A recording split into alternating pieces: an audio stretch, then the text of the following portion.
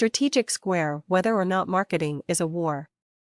Recently, I am getting phone calls from companies that want to talk to me about strategy, usually brand strategy or product strategy, sitting in front of many people who use various terms and different terminology. I must say that I personally am a great believer in long-term planning strategy. However, I understand that sometimes conduct is not ideal and planning doesn't always come through at the end. It's not as perfect, and sometimes we need be quick and dirty.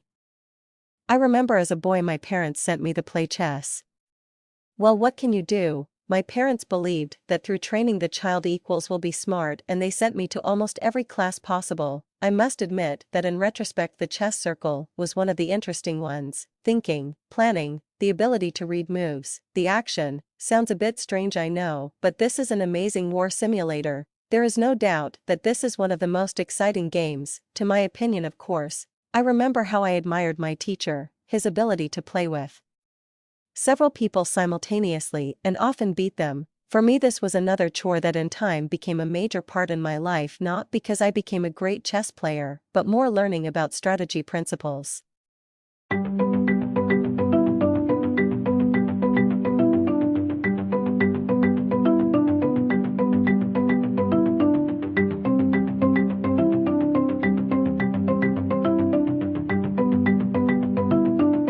And I believe many would agree with me that chess is one of the most influential strategy games, and a good start for what I'm going to talk about now. So what is strategy? Strategy is essentially a long-term plan aimed to achieve a particular goal. I also emphasize the fact that strategy is not tactics. Tactics are the immediate tasks or actions derived from the main strategy. The source to it all is Greek. Whomever saw the movie 300 will probably understand what I'm talking about. Great production, the ability to defend and attack against a huge army with a small army of skilled soldiers. History teaches us much about such conflicts, and it's beautifully described by Y.A. Rise, a guru of mine. Many countries have wars. Even here in our country you understand what war is, especially a large army against a small army. I suppose you'll agree that there is a very interesting insight here, and maybe a little scary one, and it raises some questions. Is marketing equals war?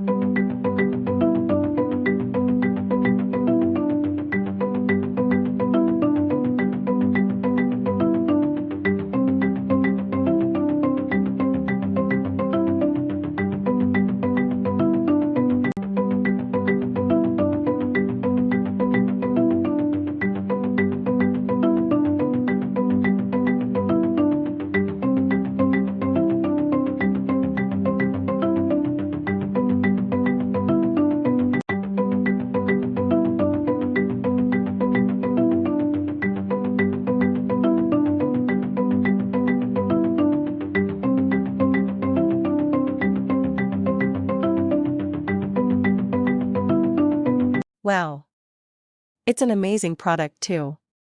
You can always try to persuade the client that the answer chosen is correct, but once a customer has already decided, it would be almost impossible to change his mind. For the customer, it's his/her truth that matters, not yours. Even if the product is the best thing ever, it doesn't mean that the client thinks that. It's in the eye of the beholder, and it applies to everything you do, whether it's brochure, ad or television commercial. What you think or feel doesn't really matter.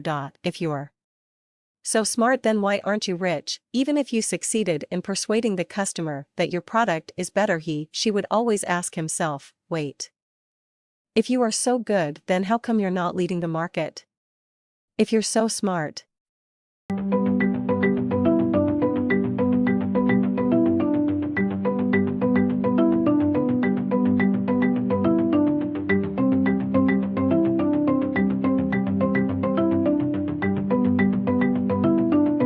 Being just aggressive.